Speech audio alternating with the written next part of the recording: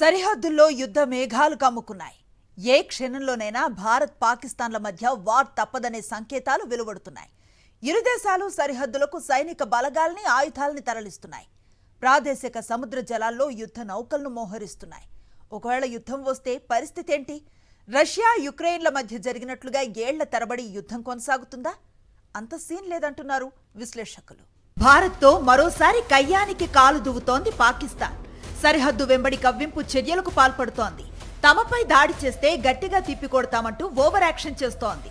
నిజానికి క్షేత్రస్థాయిలో పరిస్థితి ఏంటంటే, యుద్ధం మొదలైతే పాకిస్తాన్ పట్టుమని 4 రోజులు కూడా యుద్ధాన్ని కొనసాగించలేదంటున్నారు నిపుణులు. దీనికి కారణం పాకిస్తాన్ వద్ద అతి తక్కువ ఆయుధ నిల్వలు ఉండటమే. పాక్ వద్ద ఉన్న పలంగా ఆయుధ నిల్వలు తగ్గిపోవటానికి ఓ కారణం ఉంది. ప్రస్తుతం పాకిస్తాన్ ఆర్థిక సంక్షోభంలో కొట్టుమిట్టాడుతోంది. అక్కడ ద్రవ్యోల్బణం తారాస్థాయికి చేరుకుంది. దీంతో డబ్బు కోసం తమ వద్ద ఉన్న కొంత ఆయుధ సామగ్రిని యుక్రెయిన్ కమ్మేసింది పాక్. రష్యాతో చేస్తున్న యుద్ధంలో పాకిస్తాన్ నుంచి కొనుగోలు చేసిన ఆయుధ సామగ్రినే వాడుతోంది యుక్రెయిన్. దీని కారణంగా పాకిస్తాన్ వద్ద ఆయుధ నిల్వలు కనీస స్థాయికి పడిపోయాయి. ఎంతలా అంటే ఇప్పటికిప్పుడు యుద్ధానికి దిగితే 96 గంటలు మాత్రమే ఆయుధ సామగ్రి సరిపోతుంది. పాక్ వద్ద యుద్ధ ట్యాంకులైతే ఉన్నాయి, కానీ వాటిల్లో ఉపయోగించే మోటార్ షెల్స్ నిల్వలు భారీగా తగ్గిపోయాయి.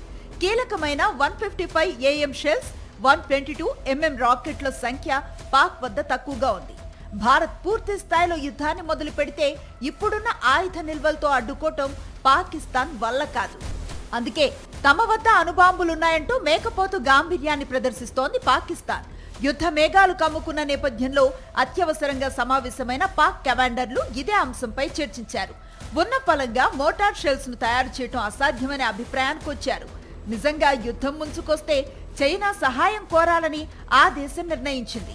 మరోవైపు భారత్ పూర్తి స్థాయిలో ఆయుధ నిల్వలు కలిగి ఉంది. ఎందుకైనా మంచిదని ఆర్డినెన్స్ ఫ్యాక్టరీలో ఉత్పత్తిని సైతం భారీగా పెంచింది.